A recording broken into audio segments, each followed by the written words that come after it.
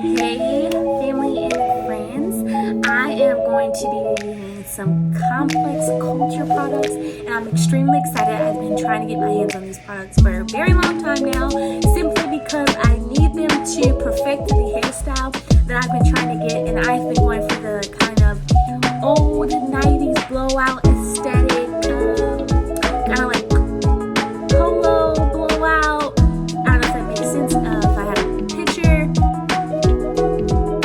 like this, like that, see, it's more of what I think I'm going for. It's aesthetically pleasing to me. So I'm excited to try these products with you guys, and let me know what you think. Let me know if I've been doing it right.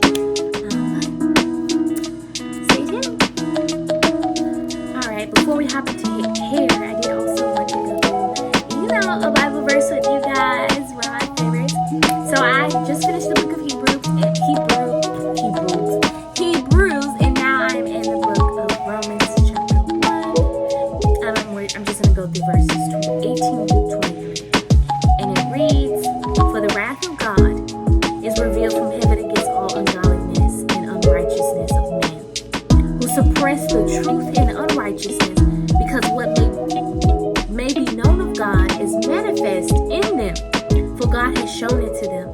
For since the creation of the world, his invisible attributes are clearly seen, being understood by the things which are made, even his eternal power and Godhead, so that they are without excuse.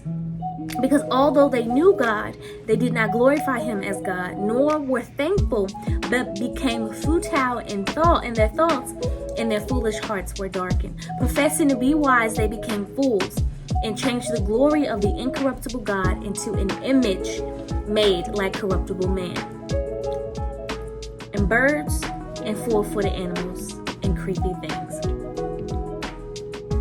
Therefore God," I'm going to continue because this verse ties into that.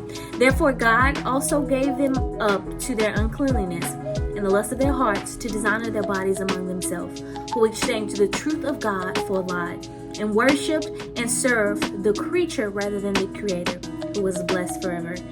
Amen. A commentary for that last verse I just read says, "People tend to believe lies that reinforce their own selfish personal beliefs. Today, more than ever, we need to be careful about the input we allow to form our beliefs.